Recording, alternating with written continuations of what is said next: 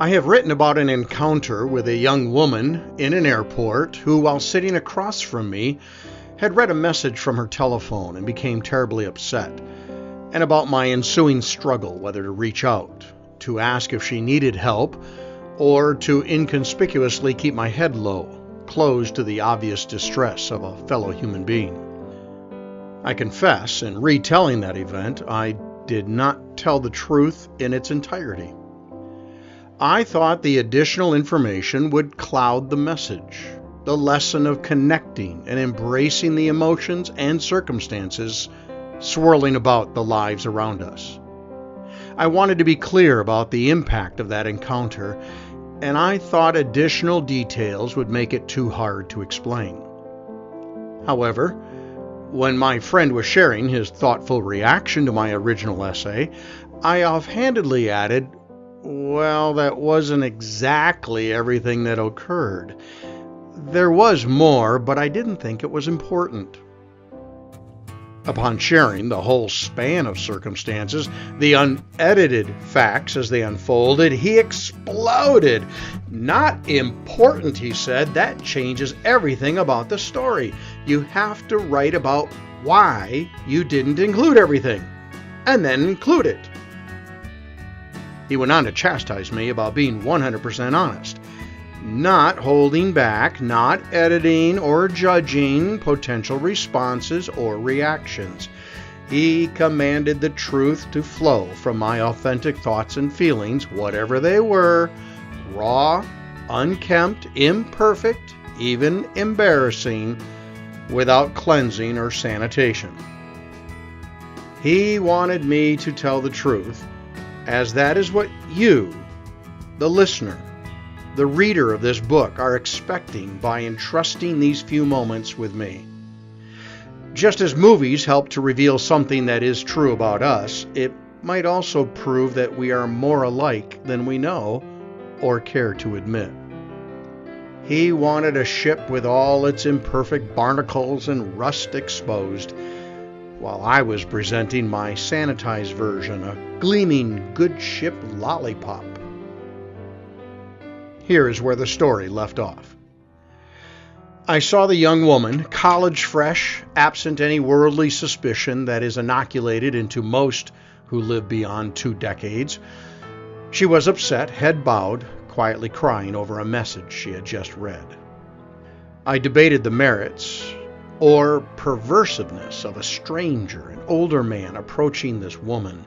Would it appear to be consoling or propositioning by randomized watching, possibly condemning, assuming this father figure to be tossing the idea of a random drink, a contact, as loneliness and anonymity are the companions of too many who spend their lives on unfamiliar roads, small declining hotels, and the ever-present world-weary waitress asking, "Anything else today?" I ultimately decided I could not sit idly by while this fellow traveler, a human creature in distress, seemed at a loss and in need of some help. I slipped over to the empty seat next to her and, with full disclosure to you, I said, "I am a pastor. I couldn't help but see something has upset you. Is there anything I can do to help?" I began my conversation with, "I am a pastor." Now, emphatically and with the clarity of a buggy jockey proclaiming never to have driven in the Indy 500, I am telling you, I am not a pastor. I feel awkward, conflicted, and a bit dirty confessing that I said this to someone for any reason. I'm the last person on this planet a church would accept into its fold after my journey of 1,000 dances, doubts canvassing 2,000 years of history and belief, and worlds of judgment and condemnation from myself and those closest to me, where once I could claim a title of pastor, deacon, leader of those seeking truth, freedom, and eternal security. But that's for another time. For now, Can I simply say, I began my contact with, I am a pastor? Why did I do that? I started the conversation, I am a pastor, because I didn't want this girl to think I was some weirdo trying to come over to her, take advantage of her distraught condition. I didn't want her to be frightened. I wanted her to be comfortable with a stranger approaching and offering help.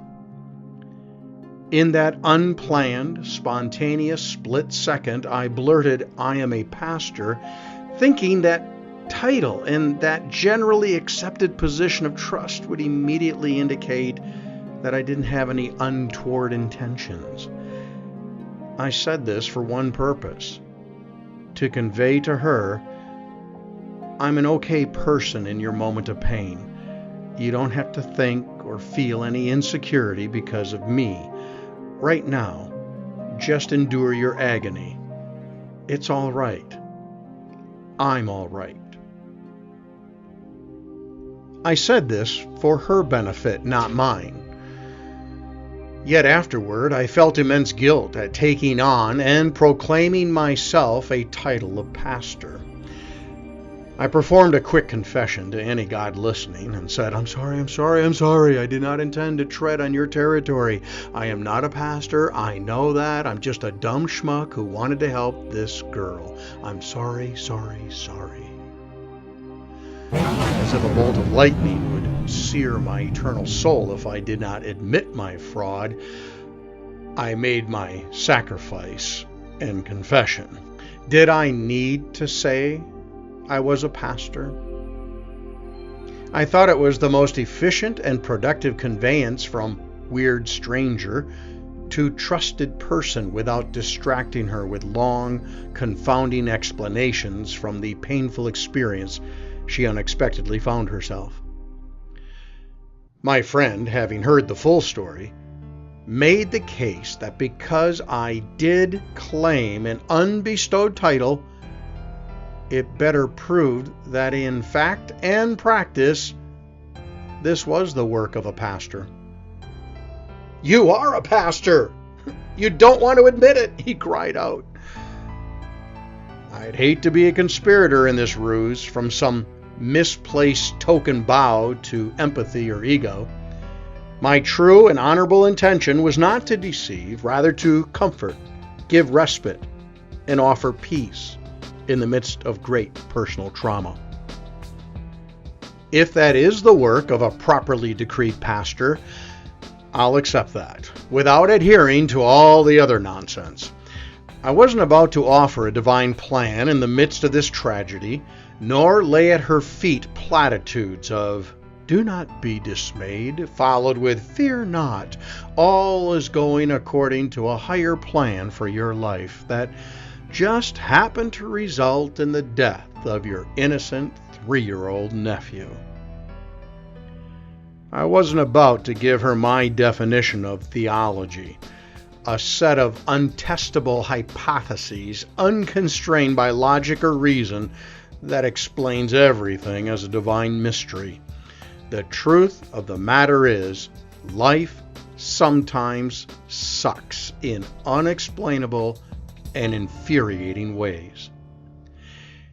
If you want to learn from this tragedy a lesson about forgiveness, or about enjoying life while you can, or about time is short, so take advantage of opportunities to be kind, you have my full blessing, as I have no issues with those sentiments. We do learn, we do grow, and we do mature in our experiences, even as I learn every day what an asshole I am. And I work diligently to be less of one to my family and friends. I said I was a pastor for her benefit, not mine. Maybe that's the lesson. When the occasion is appropriate, when the intentions are noble, when we are in that state of complete unconscious selflessness, it doesn't matter what title you claim and project. In that moment, fulfilling an evident and imperative need, you may be a pastor. a mother, a father, a brother or sister, a friend. If it comforts and surrounds others in love and peace, I say that is the absolute best course of action. Be that title, and give everything that title implies. Titles do carry privilege and honor, and when used for noble, higher purposes, I believe they can be helpful in advancing a greater good. I am a brother. I am a father. I am a friend. Yes, indeed, in rare moments, I am a pastor.